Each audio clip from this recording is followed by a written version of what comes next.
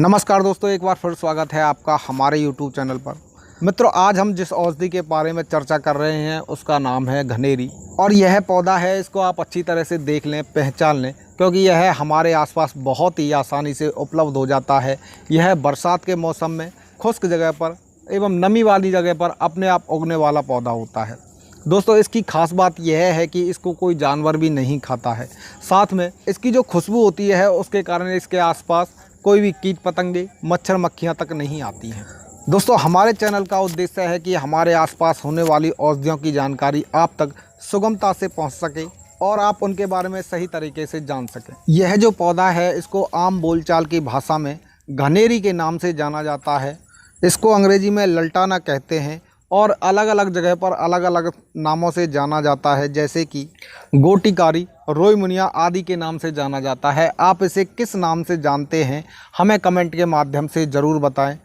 दोस्तों, यह जो घनेरी का पौधा है, इसके जो पत्ते होते हैं हल्के से रोएदार होते हैं। आपको पकड़ने पर इसमें से ऐसा महसूस होगा जैसे आपको हाथों में पतले पतले कांटे लग रहे हैं और इसमें से बहुत ही अच्छी खुशबू आती है। साथ में इसके जो फूल होते हैं वो देखने में बहुत छोटे छोटे, गुच्छेदार और बहुत ही सुंदर लगते हैं। जी हाँ दोस्तों, आइए जानते हैं इसके फ़ायदों के बारे में। दोस्तों, यह जो पौधा है, इसकी जो खुशबू है वह सभी पौधों से अलग होने के कारण ना तो इसको कोई जानवर खाता है और ना ही इसके आसपास कोई कीट पतंगे आते हैं। दोस्तों, इसका प्रयोग करके आप मच्छर, मक्खी, मलेरिया, डेंगू, संधिवात, खांसी, सर दर्द, जुखाम आदि कई बीमारियों से बच सकते हैं। अगर आपके शरीर पर कहीं फोड़ा हो गया है, फुंसी हो गई है, दाद हो गया है, खाज हो गई है, खुजली हो गई है, तो आप इसका प्रयोग करके उनको भी बहुत ही आसानी से ठीक कर सकते हैं। जिनको सफ़ेद दागों की समस्या होती है, क्योंकि सफ़ेद दागों से हमारी जो त्वचा होती है, हमारा जो चेहरा होता है वह बहुत ही भद्दा लगता है। इसके प्रयोग मात्र से ही आप सफ़ेद दागों से भी छुटकारा पा सकते हैं। तो दोस्तों, आइए जानते हैं विस्तार से हम इसका प्रयोग किस प्रकार से करें और क्या हैं इसके फ़ायदे। दोस्तों, इसका जो सबसे बेहतरीन प्रयोग है, जिसके कारण यह अपने आसपास मच्छरों को नहीं पनपने देता है।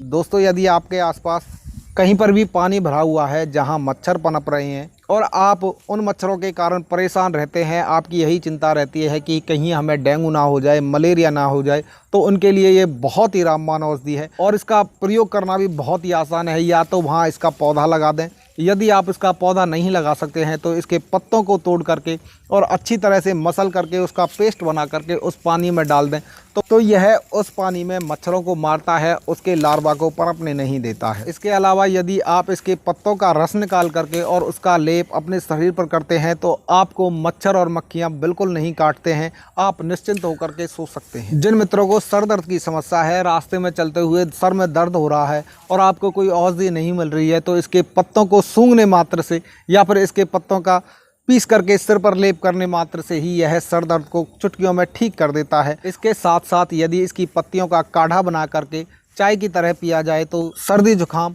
और जो हमारी छोटी मोटी बीमारी होती है जैसे खांसी, सर्दी की समस्या को ठीक करने के लिए रामबाण औषधि की तरह कार्य करता है। इतना ही नहीं दोस्तों, यह हमारे शरीर में एनर्जी देने के लिए भी बहुत ही लाभकारी औषधि है। यदि आप इसका प्रयोग काढ़ा बना करके चाय की तरह करते हैं तो यह हमारे शरीर में अचानक से एनर्जी प्रदान करता है, जिसके कारण हमारे शरीर में स्फूर्ति आती है।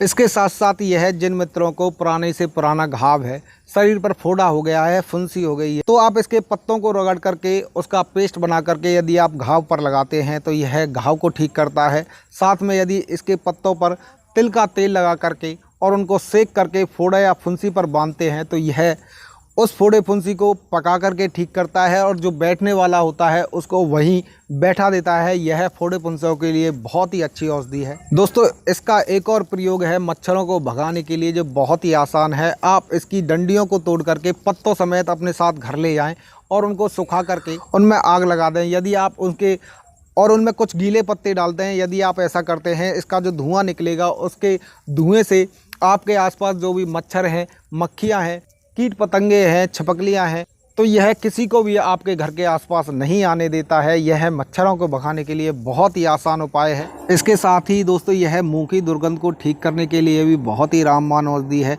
जिन मित्रों के पान, बीड़ी, गुटखा, खैनी आदि के कारण दांतें पीले पड़ गए हैं और पायरिया की समस्या है, जिनके दांतों से हर समय खून आता है, बात करने में बदबू आती है। तो यदि आप इसके 3 से 4 पत्तों को पीस करके और उनको अच्छी तरह से उनका रस निकाल करके पानी में मिला करके कुल्ला करते हैं तो आपकी जो मुंह से आने वाली दुर्गंध है वह कुछ ही क्षणों में दूर हो जाती है, क्योंकि इसकी बहुत ही अच्छी खुशबू होती है और आपके मुख से अच्छी खुशबू आने लगती है। साथ ही यह पायरिया की समस्या को भी ठीक करने के लिए बहुत ही अच्छी और रामबाण औषधि है। दोस्तों, जिनको सफ़ेद दाग हो गए हैं और जिनका शरीर भर्रा हो गया है, भर्रा यानी चकत्ते चकत्ते से हो गए हैं, उनका शरीर भद्दा लगता है, तो यह सफ़ेद दागों को ठीक करने के लिए भी बहुत ही अच्छी औषधि है। आप इसके लिए किस प्रकार से इसका प्रयोग करें? सफ़ेद दागों के लिए आप इसके पत्तों को, फूलों को और इसके बीजों को, तने को और इसकी जड़ को मिला करके यानी इसका पंचांग बना करके उसके अच्छी तरह से पेस्ट बना लें और उसको तिल के तेल में मिला करके वहाँ लगाएं जहाँ आपको दाग है। ऐसा आप यदि 15 से 20 दिन तक करते हैं तो आपके धीरे धीरे सफ़ेद दाग खत्म हो जाते हैं। आपका जो त्वचा का रंग है वह ठीक होने लग जाता है। दोस्तों, आप जानते हैं कि आयुर्वेदिक जो औषधियाँ होती हैं वह यदि फ़ायदा नहीं करती हैं तो कोई नुकसान भी नहीं करती हैं, इसलिए आप आयुर्वेद का प्रयोग करें। आज हम जान रहे थे घनेरी के फ़ायदों के बारे में। मैं उम्मीद करता हूं कि यह वीडियो आपको बहुत अच्छी लगी होगी।